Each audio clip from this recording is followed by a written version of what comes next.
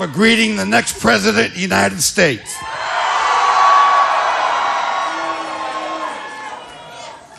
People say I'm a lot like Donald Trump. I find him a little bit shy, so we're going to get him out of his shell.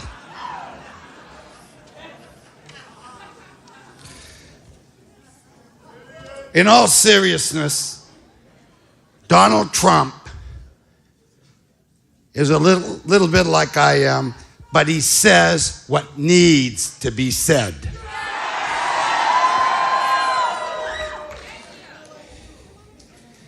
He is not afraid of the political establishment. He's not afraid of lobbyists, special interests. And most of all, folks, he's not afraid of the United States liberal media.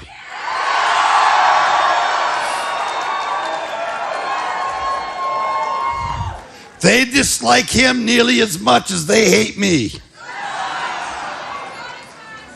But don't worry, because they said the night before the election I had no path to victory, and we set a record for the most votes for a governor.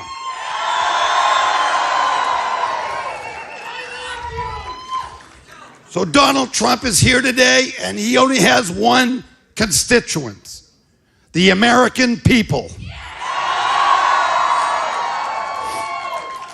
He's going to fight for us, while the establishment has left us behind. The gridlock is so bad, nothing gets done in Washington. But now the establishment is trying to defeat him. Those who've been sitting on their hands are now saying, "You're not going to be our president." Guess what? We're going to prove them wrong.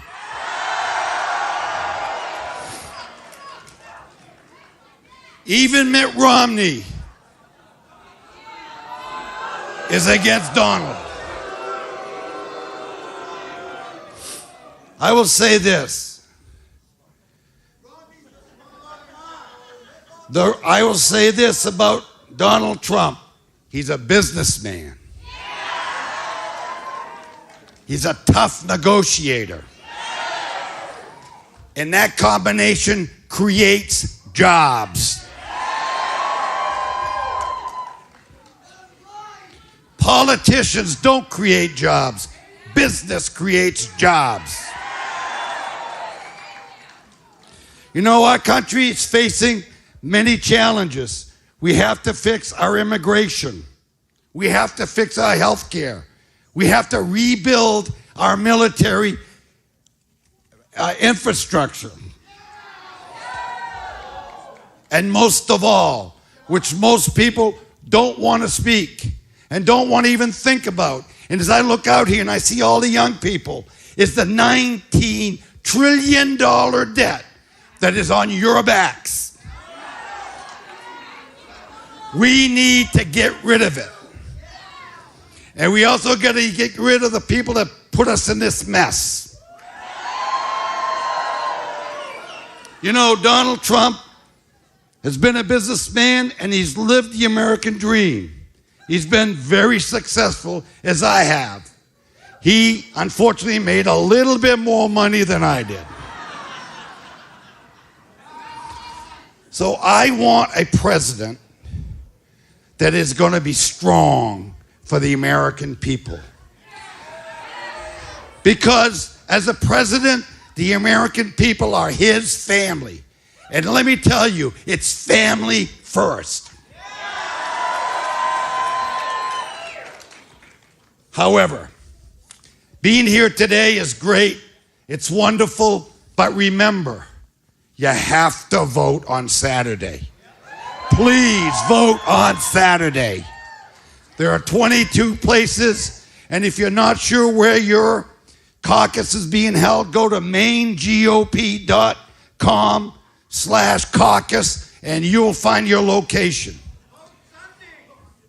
No, Democrats will vote next Sunday. Don't tell them this week. I heard Bernie Sanders yesterday said,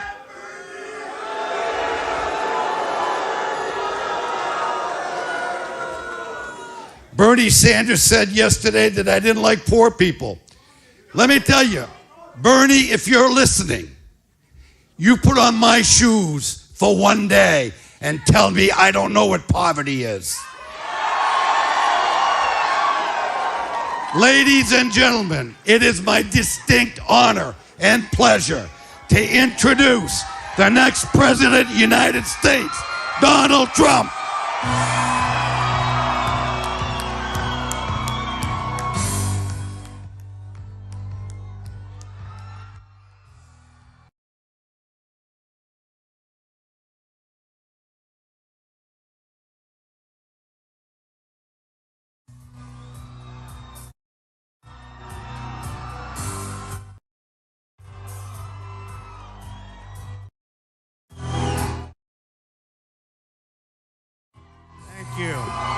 Thank you so much. What a turnout. What a turnout. Wow. Oh. Thank you. I want to thank Paul. Boy, I'll tell you.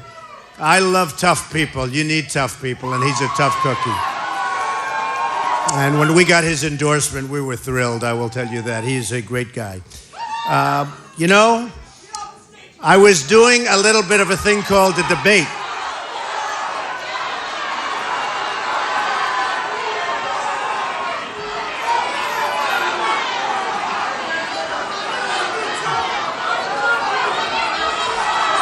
All right, get him out, please. Get him out.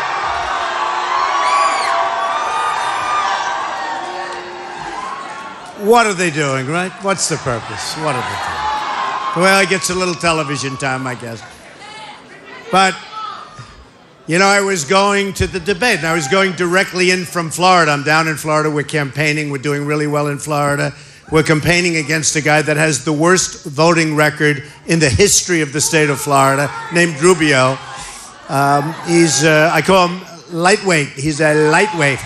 But got the worst record in the history of Florida, so I don't know. I should do well there. Let's hope I do well there. I love Florida. But I was going to Detroit, and I said to my people, I have to stop in Maine. I just had to stop in Maine. So I wouldn't say that it's a very direct route, would you say? Instead of going this way, I went this way, and that is good. I'm so glad. And you know, to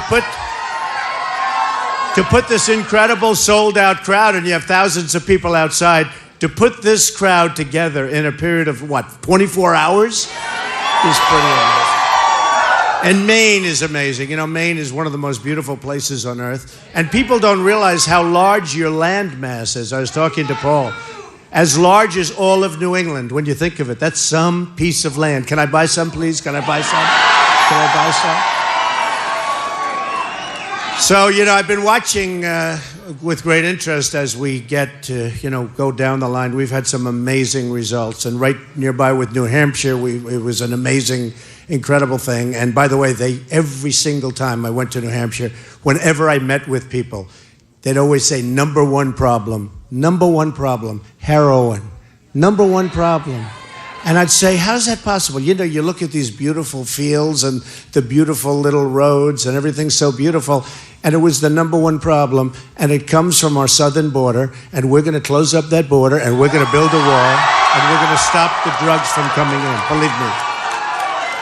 We're going to stop. And people are going to come into our country, but they're going to come in legally. They're going to come in legally. But we're going to solve the problem. But, you know, I watched these pundits, and when I first started, my wife Melania and we came down the escalator, right? And I first started, and it was an amazing thing. I said, we have to do something, because we have people that don't know what they're doing. They don't know what they're doing in running our country. And I got some of that today, just in hearing some of these things. But they don't know what they're doing. We have to do it. And it takes guts to run for president. I'm not a politician. All talk, no action, nothing gets done. And anyway, we're coming down, and I said to myself, there's so many things. And then I watched the pundits, and they said, oh, Trump, I don't know, we have some great talent running. And I'm trying to figure out where, what's the talent? But, you know, you come down and you do it and you start talking about trade and you see what happens with trade. Trade has been such a disaster. But the pundits all said, you know, I came out at 3%, first one.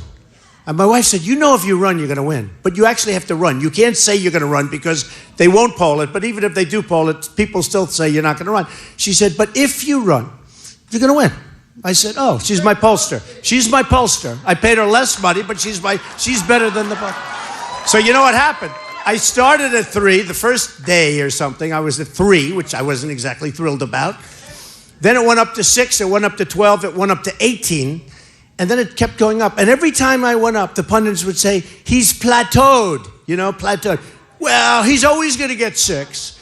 That's a 6 solid group. Then I went up to 12. Well, you know, that's a solid group. Then I went up to 24. And he said, and don't forget, that's with 17 people. We had 17 people. That's a lot. 24 with 17 people is pretty good. So we went up to 24, and they said, well, that's the max. There can't be any more. Then we went up to 28, 32.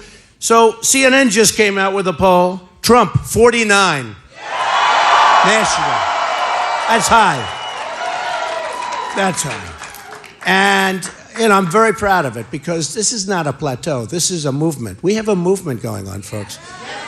Time magazine did a story recently, a couple of weeks ago, talking about what's going on, and they've never seen anything like it. People have never seen anything. They say, actually, and I don't think I'm exaggerating this at all, and I don't want to exaggerate, but many of the great writers, of which there are very few, because the media is among the most dishonest people I've ever dealt with, but they said that in the history of this country, there's never been anything like this, what's happening. We were in Huntsville, Alabama the other day. We had 35,000 people. 35,000 people. We went to Arkansas, which you saw we won. Oh, is that another one? Oh, yeah. All right, get them out. Get them out. Get them out. They just don't stop. All right, get them out. Thank you. Bye-bye. Bye-bye. Terrible. Incredible. Now, you know, you can be nice. But if you're nice, they'll say, oh, you were so soft. Then you can be vicious. Get out of here, right? And then they'll say you were too harsh. So I've developed a nice, all right, please get them out.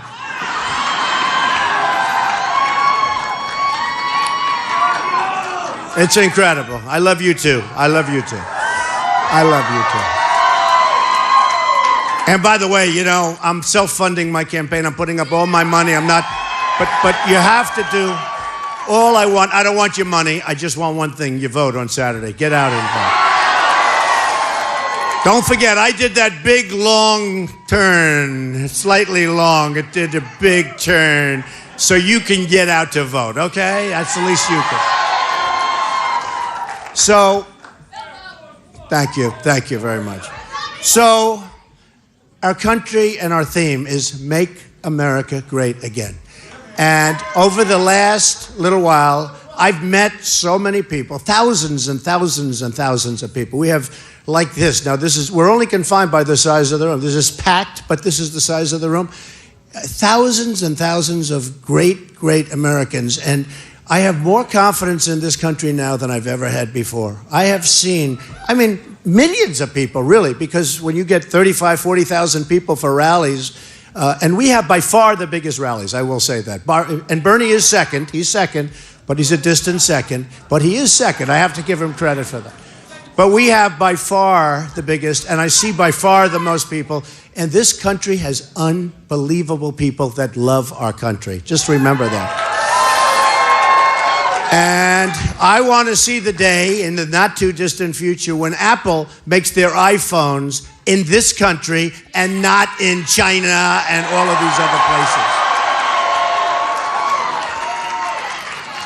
Now, I heard, and I saw just a little bit of it, but I heard that Mitt Romney made a fairly long speech. And honestly, I thought I'll just address it quickly because it's irrelevant. Look. Mitt is a failed candidate. He failed. He failed horribly. The third debate. He failed badly. That was a race, I have to say, folks, that should have been won.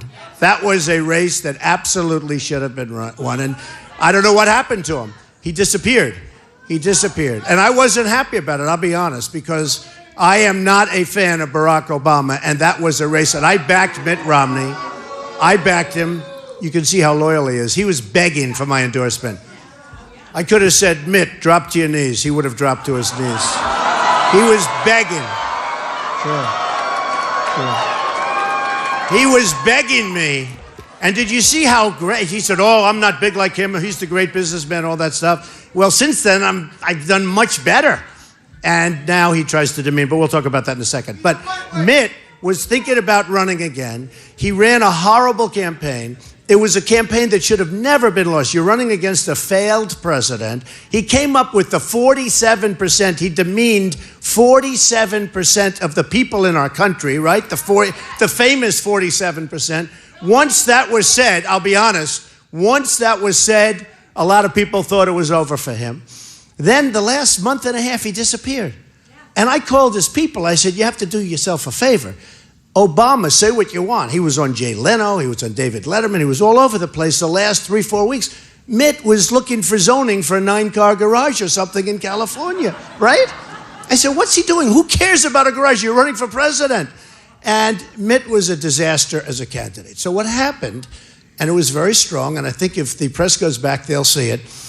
When I heard he was running again, and I wasn't sure I was going to be running, but I was very, very strong to Mitt and to everybody, and publicly, not to talk to him, because I didn't even want to talk to him. I was so disappointed in him, because he let us down. He let us down. You know, it's one thing you lose, and you work, and you work, and you go. He let us down. He should have won. Something happened to him. He went away. He was gone. He was horrible in the third debate. It was a horrible, something happened. I don't know what happened. Maybe someday they'll write a book. His campaign guy was terrible, terrible. He had a terrible campaign manager who's always on television, Stuart Stevens or something. He's always on television knocking everybody. The guy ran one of the worst campaigns in the history of modern politics. And Mitt ran, probably it was the worst run that most people have seen, because most people thought that the Republican candidate would win. So when Mitt started raising his head a few months ago, I was very strong. I said, Mitt Romney should not run. He's a choke artist. And I said it very strongly. I wanted to keep him in. And then Jeb Bush actually convinced Mitt not to run. Can you imagine? Jeb sold him. Jeb, he's a good salesman. See, now that he's out, I'll say Jeb's a good salesman, right? He's a high-energy salesman. But Mitt was afraid of Jeb, because he was afraid that Jeb would get the money and Jeb would get the whatever. And, you know, I wasn't afraid. I wasn't afraid of Jeb, I can tell you that. So what happened is Jeb Bush convinced Mitt not to run. Mitt was going to run. It was going to be a third attempt, the second one being one of the great catastrophes. The first one just didn't happen, so that's okay. But the second was a catastrophe. And what happened is he went to see Jeb, and Jeb had him convinced that he's going to run, he's got the money, he's this, and Mitt chickened out. But I'll tell you the real reason he chickened out. It wasn't Jeb. It was me. Because I said, he's a choke. If you remember, Mitt was all set to run. I know this from people that are close to him. And I think he probably still has a desire, maybe at the convention, to try and get some kind of a thing. Hillary Clinton will destroy him in the election. Assuming she's allowed to run, assuming she's not arrested for the email situation, which is so terrible. Which is so terrible. I mean, so terrible. But let's assume that the Democrats are going to protect her. Let's assume that I will be running against Hillary, and I really want to. I would love to run against Hillary. And by the way, we have numerous polls that show me beating her easily, and I haven't even started on her yet, other than 4 weeks ago I did. Remember? She called me sexist, and I hit her with the husband, and that was the last time I ever heard the word sexist. That was it. No, that was it. They had a rough weekend. That was a rough weekend. Bill was not happy. I guarantee you, he said, don't you ever say that to him again. Say it to somebody else, but not to Trump. That was a rough, rough weekend they had. But Mitt was going to run, as sure as you're standing here. I'm sorry we didn't get you. See, it's too many people. But he was going to run, and I was very, very angry that he was going to run. I didn't even know I was going to be doing this, but I felt I wanted to. You know, NBC came to me. They wanted to extend The Apprentice for 2 seasons, 28 episodes. Steve Burke of Comcast, great guy, came up to my office with the people at NBC. Please, Donald, we'd like you to run. We'd like you to, not run. We'd like you to run in The Apprentice, do The Apprentice. The ratings after 14 seasons were still fantastic. They were still great. And I said, Steve, I think I'm going to run for president. No, you're not. No, I think I'm going to run for president. They didn't want me to. They wanted me to because the show does great. And ultimately, I decided to run, and you're not allowed by law. With equal time laws, you're not allowed to do both. And we chose Arnold Schwarzenegger. Let's see, how will Arnold do, by the way? Does anybody know? Who would be better, Arnold or Trump? Ready? Arnold? Trump. Well, we're going to find out if Arnold is quick, because if he's not quick, he's not going to look good. When you have Omarosa and all the other ones coming at you, you got to be quick, you got to be smart. We'll find out. We're going to learn a lot about Arnold, but I hope he does well. I hope Arnold does really well. But I was going to do that, and they actually renewed the show with me in the upfronts, and I just said I can't do it. I'm not going to do it. And I gave up a lot of deals. I gave up a lot of things. To do this takes a lot of effort. A lot of time. Oh, those are the people trying to get in. Can you believe it? Yep. Okay, how about everybody now clearing out? We'll let a new group in. Is that okay? No? So anyway, when I heard Mitt was going to run, a little before this period of time, I was very tough. I said, he can't run. He was going to run. He can't run. Then I started saying, look, we got to keep him out because he's going to lose. He's a choke artist. He's an absolute, and I started hitting him so hard. In fact, people say, why'd you hit him so hard? Because we cannot take another loss. We can't take another loss. And Mitt is indeed a choke artist. He choked, and he choked like I've never seen anyone choked, other than Rubio when Chris Christie was grilling him. That was one of the great chokes. Oh, no. Rubio of Florida, that was one of the great chokes I've ever seen. He was standing there shaking, sweating. I was getting ready. I'm standing here like this. He's right over here. I'm getting ready to grab him because I thought he was going down. I'm telling you. But Mitt did a big choke, and we had to keep him out. So look, a couple of things I heard he said. First of all, he doesn't mention the fact that I built a city on the west side of Manhattan, that I built buildings all over Manhattan. He didn't mention into this that he was talking about a beef, and he talked about a water company, which, by the way, I still have. I supply all my clubs with the water. Numerous of those things I have, the magazine, other things. Get him out of here. Get him out. Get him out. Hey, by the way, speaking of Mexico, I won the Hispanic vote by far in Nevada, right? We won the Hispanic vote in Nevada in the polls we won Nevada, we won South Carolina, we won New Hampshire. Then we had the big Tuesday where we won a tremendous number. And I have to tell you this. So ultimately, Mitt chickened out.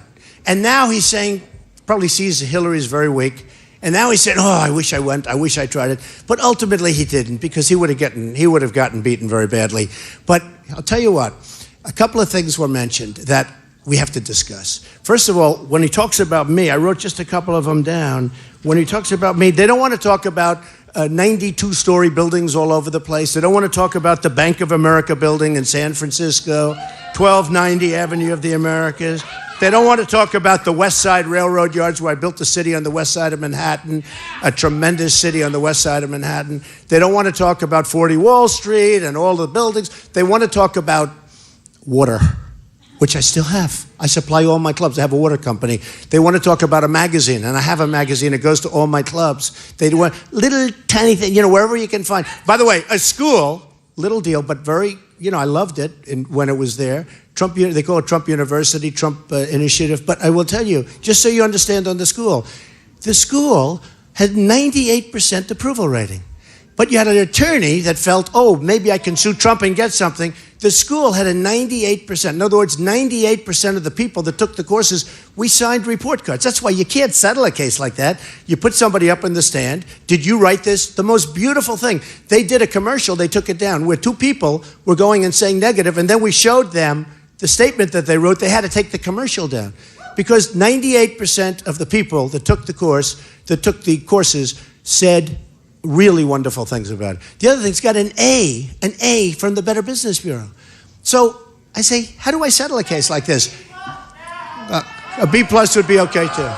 B plus would be okay, but we did better than a B plus. So I can't, and here's one thing I say about business. I watch these bankers, and they get millions of dollars a year, 40, 50 million dollars. Frankly, it's ridiculous. And then they'll settle with the government if they're sued by the government for $2 billion, $3 billion, $5 billion, $12 billion. And I say to them, why don't you fight it? They said, well, it's the government. We don't want to fight. Well, I say, you got to fight it, because if you don't fight it, everyone's going to sue you. And that's what happens. You ever see it? They settle for $2 billion. The next week they get sued again. You got to fight these things out. You have to do things. You have to do what's right. So with university, I knew I could get some bad publicity on it, but I have to do what's right. Do we agree with that, by the way? So it's a very small case. It's a civil case. It's not a big deal. And I'm going to win it in court. And it'll cost me more money to win it in court than I could settle for, in my opinion. But I'm going to win it in court. And I said, oh, this is lousy timing, because it's too bad it wasn't a little bit later, because I happened to be running for president. But I have other suits, too. Any businessman or businesswoman has lawsuits. People sue to get their money back. They sue for this. They sue for that. They sue for a million different reasons. So just so you understand, 98% approval rating, an A from the Better Business Bureau. We're going to win the case. Mark it down. We're going to win the case. It'll be forever, because it takes forever. But that's the way it is. I don't like to settle cases. I don't like to do it, because once you settle cases, what happens is everybody says he's a settler. Let's sue. That's not me. A lot of people don't sue me because they say it's too hard. So one of the things that Mitt brought up, which I think is so serious, he said about trade. We have to keep trade. Nobody knows more about trade than me. I mean, I made so much more money than Mitt. You know, I have a store that's worth more money than Mitt. It's a store. And actually, it was funny, because I made that statement jokingly when I was in Iowa. And the Des Moines Register, a paper that's actually a terrible paper, if you want to know the truth, but they called up, they said, oh, that's a terrible statement. That's a terrible statement for you to make that statement about. And the people put me on. I said, what are you saying? They said, you said you have a store that's worth more than Mitt. So let's say Mitt's worth $150 or $200 million. I said, what's he worth? They said, $150 million. I said, yeah, the store's worth much more than him. It's on Fifth Avenue, you know, it's good. Gucci, the Gucci store. So I said, yeah, it's worth much more. We don't believe a store is worth $150 million. I said, well, go ahead, go get a couple of, they actually went out, got 3 appraisers, and they said, you know what, that store is worth from $400 million to $1 billion too. And by the way, this isn't me talking. You can go check your local Des Moines Register if it's still open. I'm not sure it's still open. But anyway, but I built an amazing company. And you know, one of the reasons you know it's amazing, the hottest development site, probably in the history of the General Services Administration, the GSA, that's the government service, is the old post office site. That's where the post office is built in Washington, D.C., an entire block fronting on Pennsylvania Avenue. In other words, if I don't get there through the White House, I'm getting there anyway, okay, folks? And fronting on Pennsylvania Avenue, one of the most beautiful buildings in the country, and incredible, it's a landmark building. And the GSA for many, many, many years has owned it, and they've wanted to develop it for 30, 35 years, and it just sort of never worked out. Big job, and never happened. And then they went to bid, and in bidding it, they had more bidders and more high-level bidders, I think, than they ever had before. So let's assume it's just about the hottest job that they've ever put out to bid. Every hotel company wanted it. I actually got it on building a 300-room, super, super luxury hotel. But they bid it, and every hotel company, every office company, everybody wanted it. So they went out to a public bid. And one of the things in choosing the bidder was how strong is the bidder and how good is the bidder's idea. Well, they loved my idea, because what we're going to do, this will be one of the great hotels of the world. It is now 2 years ahead of schedule. It's going to open in September. We're supposed to open up in September in 2 years. We're 2 years ahead of schedule. And by the way, the GSA people are terrific people. And we're under budget a little bit. In fact, the only reason we're only a little bit under budget is that I'm using marble instead of terrazzo. Not a bad idea, right? So, etc. A lot of different things. But we're going to super end, the highest end. And the reason I got chosen was, number one, my financial statement was so strong that it could guarantee completion, because they didn't want to have a mess where they build 25%, then it goes out of business. And number two, we had the best idea. So when I listened to this Mitt, and by the way, this is in the Obama administration, in all fairness, I wouldn't say I had an advantage. In fact, I said to my daughter, she was very much involved with that. I said, you know, maybe we're not going to get it no matter how good we do. But my financial statement is so strong, and I, by the way, put it in. You know, Romney talks about taxes, right? Why isn't he doing his taxes? Maybe there's...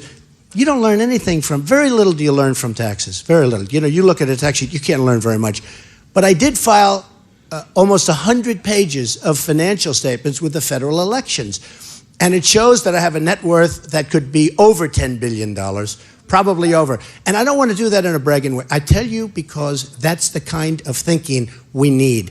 We have 19 trillion, as Paul was saying, $19 trillion in debt. It's the kind of thinking we need. I have very low debt. I have tremendous cash flow. It's an unbelievable company that I've been, and I filed my financials. So when he says, oh, maybe there's something in his tax return, there's nothing. But I get audited every single year. And because the company is so big, they audit, I understand, Fortune 500 companies every year. Because my company is so big, or some other reason, which is unfair, but because my company is so big, let's leave it at that, they audit me every year. I think it's very unfair that they audit me every year, but I've been audited every year for many years. Now, when the audit's finished, I'll release my tax returns. I have nothing, but I don't want to do it. And nobody in this room would say, you're being audited and here's the tax return. You get audited, you finish up the audit, routine stuff, you finish, and then you release the tax returns. But if anybody wants to, like Mitt, would like to go down and go to the Federal Election Office, you'll see almost 100 pages of financials that were filed ahead of schedule. I could have delayed it for 6 months. I filed them within 30 days. And believe me, I had to work hard with the accountants. The accountants worked overtime because I didn't want them saying, oh, he's asking for extensions. So that's really the thing. So with Mitt, I just wanted to tell you that he came out, it was very nasty. I mean, I thought he was a better person than that. I did help him. I raised money for his campaign. I actually had 2 fundraisers for him. In fact, the first fundraiser was so successful that we had the second one that same day. His wife, who was a lovely woman, by the way, a really lovely woman, she came up. We had a fundraiser in my apartment at Trump Tower, and it was so oversubscribed. I did a great job. They couldn't have cared less about him. In fact, a lot of them said, Donald, he's a stiff. He's not going to win. I said, oh, he'll be fine. He's a stiff. I should have listened to the guy. But we had a fundraiser, and it was so big, and it was raining out. I won't forget this one. I was raining, and really raining. It was a miserable, miserable day. And the people came in, hundreds of people, phase 1. And then we said, there's too many people to put them in one. So we called for another one an hour later, after it ended 1 hour. And because everybody's shoes were so wet, I ruined my carpet. That's why I ruined. This carpet was wiped out. And nobody thanked me for the carpet. Hey, maybe I can send Mitt a bill for carpet ruined, right? But I always, you know, when you help somebody, he asked me to make robocalls. I made 6 robocalls for him. Every single place I made the robocall, he won. North Carolina, there were 6 different places. So you help somebody, and then he turns. Now, I will say this. He probably had a right to turn because nobody could have been nastier than me in getting him not to run by saying he's a joke artist. And I will say the reason I did that, he was going to run. I love our country too much. If he would have run, and even if he would have won, it would have been bad. He doesn't have what it takes to be president. That I can tell you. He doesn't have what it takes to be president. So I do want to mention one thing because it worked so well, because his speech was long and they covered so much territory. It was ridiculous. And you're right, he didn't mention any of the many, many, many buildings. We're building now over 120 jobs and in the works. Over 120 jobs all over the world. We just got Turnberry in Scotland, one of the great places of the world. Doral, where they're having the tournament today, by the way. They're having the World Golf Championship today. And I'm in Maine. I'm in Maine with you. I don't know. Rory McIlroy, everybody's down there. And Tiger's going there later to look, he's going to be better, he's going to be fine. But they're all there. They're all at my place. And here I am making a speech in Maine. Okay, see? So if I don't win on Saturday, I'll say, boy, was that a mistake, right? Anyway, I think we will. But I will say this, look, trade. He talked about domestic. Get your head out of this thing! Bye-bye. Bye-bye. Bye-bye. Get him out. Get them out. I love you too. These people. I'll tell you what, your police are fantastic. Do we love our police? Do we love our police? Where would we be without them, in all fairness? They are so abused, and, you know, one stupid incident or bad incident, or if there's one bad person, which happens out of the whole country, and it's the biggest story in the news, and it plays forever. And people don't realize how great a job the police of this country do, I have to tell you. So one of the things that Mitt was talking about was domestic policy, and we need trade, and we need trade, and we have to deal with China, we have to deal with all these people. Look, last year, in terms of a trade deficit, we lost with China $500 billion, okay? We lost with Mexico. That's why Mexico's going to pay for the wall, folks. Mexico, look, the wall, we need, actually, it's 2,000 miles. We need 1,000 because we have a lot of natural barriers. Just so you understand, wall's going to cost $10 billion. It's expensive wall. That's going to be a Trump wall. I'll bring it in under budget. I had a schedule too, by the way. But it's going to be it. I have to name it after myself because maybe, you know, like, should I name it after myself? I don't think so. We want more than a wall. But we're going to have a real wall, and it's going to be a great wall, and it's going to work. And we're going to stop drugs from pouring into Maine and New Hampshire and all these places. It's going to work. Believe me, it's going to work. Walls work. Properly done, walls work, and it's going to happen. But just so you understand, they come up to me, and they say, but Mexico will never pay. The politicians, people that are on the dais with me. But Donald, first they said there's no wall, right? You can't build a wall. How can you build a wall? China built a wall that's 13,000 miles long 2,000 years ago. We can't do one that's 1,000 miles, right? Believe me, we can. So now they realize that. And the other day I hear this guy Cruz saying, we can't build a wall. And then I hear him saying, we're going to build a wall. And my wife came, darling, could you come back and listen to this? We're going to build a wall. First time I heard him say that. And I don't know if Rubio said it. I think Rubio's got bigger problems than worrying about walls. But now all of a sudden they're talking about walls. But here's the thing. We have with Mexico a $58 billion trade deficit. If the wall costs $10 billion, that's a tiny fraction. If the wall costs $10 billion, I guarantee you, folks, that Mexico is going to pay for the wall, just as sure as you're standing there. Now, a politician wouldn't say that. And you saw this Vicente Fox, the previous president, who, by the way, threw a horrible word out. He threw the F word out, okay, the F-bomb. He threw the F-bomb. Can you imagine if I used that word? Man, that would be a big story. That would be all over the world. He threw it out, nobody cares. And then we had our vice president apologize to him. Now, look, I love Mexico. I love the Mexican people. I have many, many hundreds and hundreds and hundreds of Mexican people. Thousands over the years, thousands have worked for me. The Hispanics are phenomenal people. I told you, I won the poll in Nevada. These are phenomenal people. I won Nevada, and I won with the Hispanics, which is so good, right? So good. But look, here's the problem. Their leaders are too smart for our leaders. We're getting killed at the border. We're getting killed on trade. Nabisco is moving in from Chicago. They're closing their big plant. They're moving in. You look at Ford. Ford's building a massive, massive car complex there. That means they're closing places in Michigan, great places, Michigan and other places, and they're closing and they're going to Mexico. We can't let that happen. The other day, Carrier announced air conditioners. I buy Carrier air conditioners. They're good air conditioners. I'm not buying them anymore. They announced 1,400 men and women are being laid off, and somebody had the cell phone going, right? A lot of you saw that. Big, big story. 1,400. And this manager was, well, ladies and gentlemen, we are closing our plant. We're moving to Mexico. Bye-bye. He was pretty tough. This was not a guy with social grace, believe me.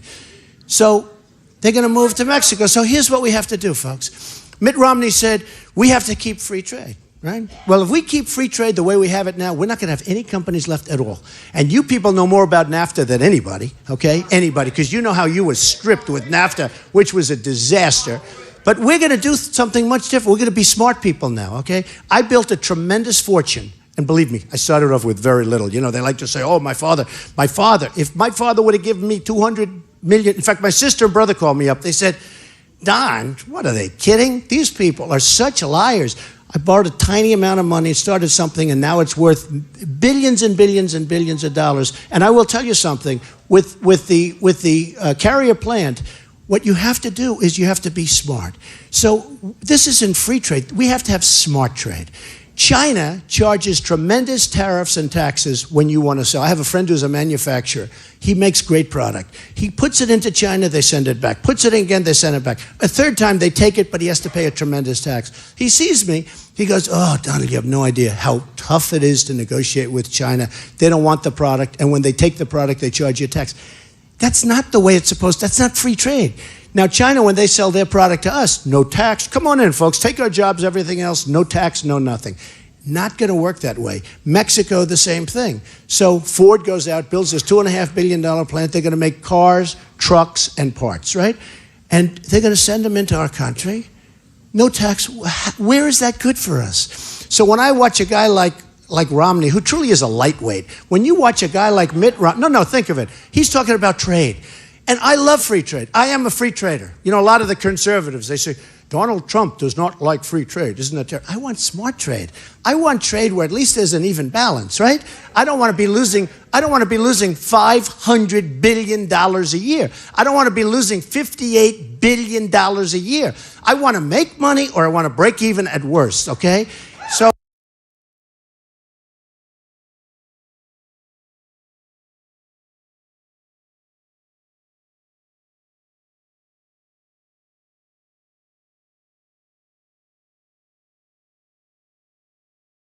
$58 billion a year. I want to make money or I want to break even at worst, okay? So I tell people, if you had like lightweight Rubio as president, he's all controlled by the special interests, 100%. He gets all his money. Remember, I'm self-funding. They're not paying me anything. So he gets his money. If you have a guy like Ted Cruz getting a lot of money from oil and other places, okay? So, I mean, honestly, that's the way life works. So what happens is oil, 100%. They'll get a lobbyist that took care, 100%. They're not going to do anything. Me, it's different. So here's what I do. Tell Carrier, tell Ford, tell whoever wants to listen.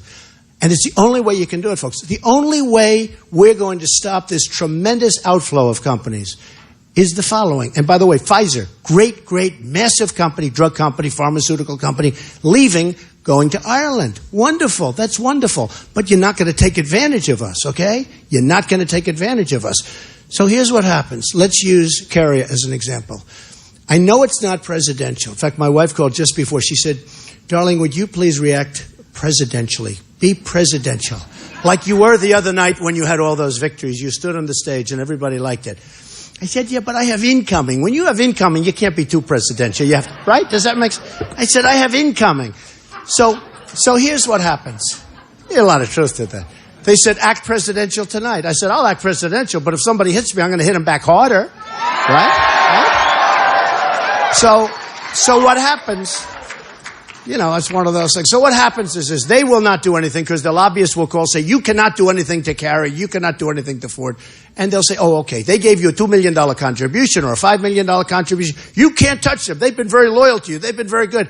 And they'll go, all right, okay, good. That's the end of that, right? All those jobs gone. Here's what I do. I call up, and I'd like to use one of my guys. You know, Carl Icahn, great businessman, he endorsed me. Many of the great businessmen endorse me, and women. I have a lot of endorsements from business. I'd announce them, except nobody cares. But these are the most important people in a sense, because I will use the greatest minds. We have the greatest business people, the greatest negotiators in the world. But this is so easy. I want to sort of do it myself, but it's so unpresidential for me to be calling up Carrier. I'm the president of the United States.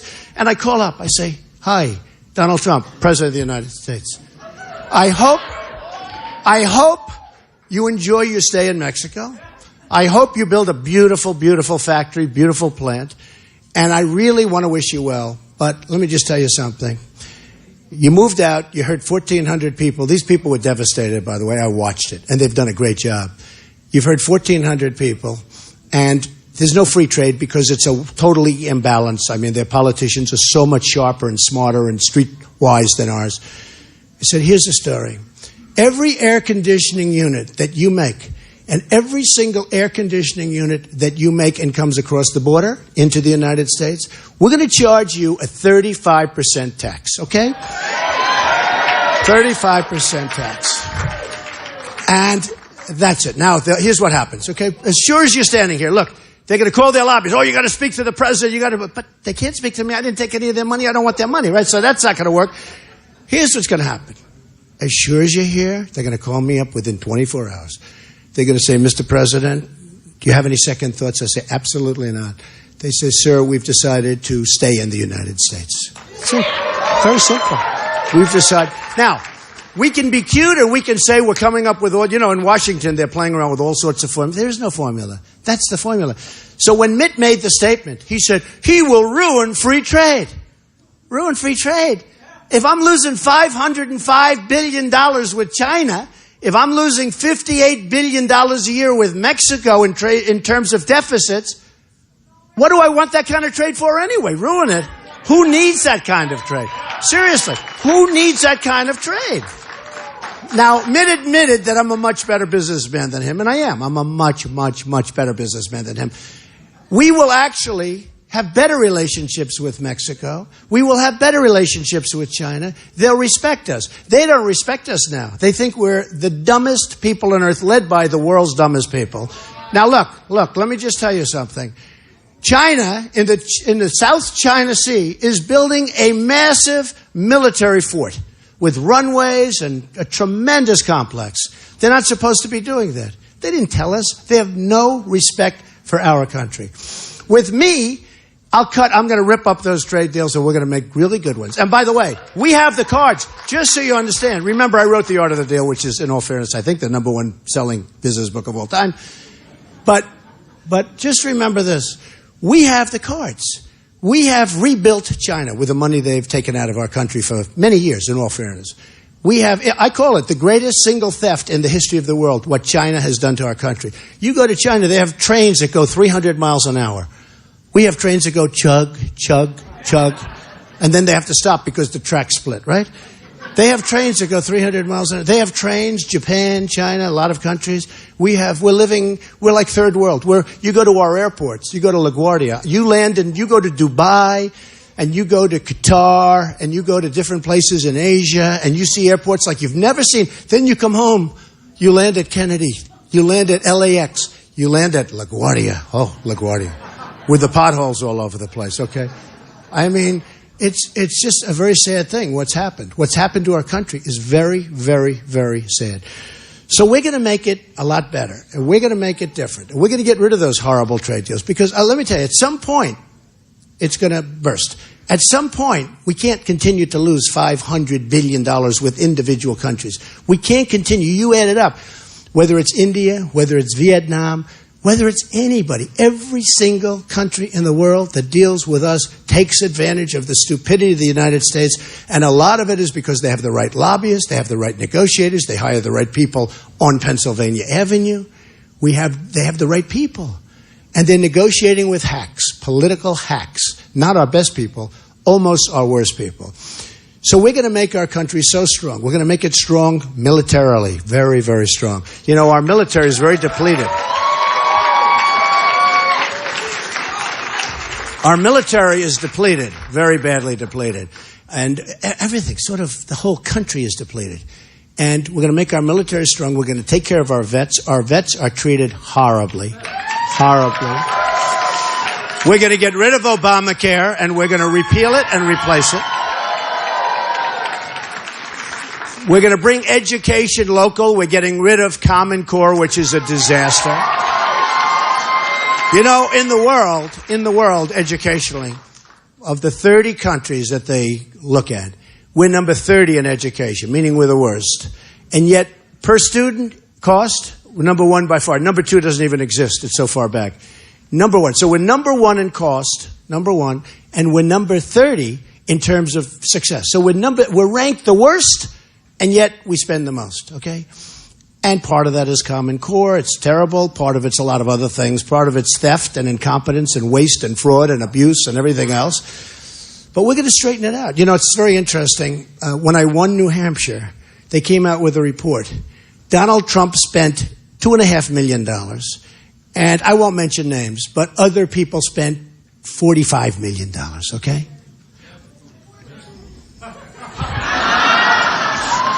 I don't think he likes me. Do you agree? Okay. But think of it.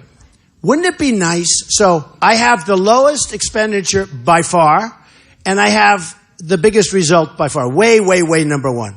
Wouldn't it be nice if we could do that for our country instead of the other way around? Wouldn't it be nice? So we're going to do that. That's what we're going to do.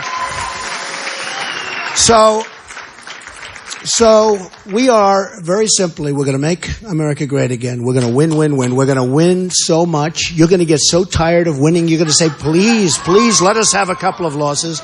I will say, no way I'm going to let you have. We're going to make America great again. And you'll say, okay. Thank you very much. I love you. Please go and vote on Saturday. I love you. Thank you. Thank you very much, everybody. Thank you. Thank you. Thank you, everybody.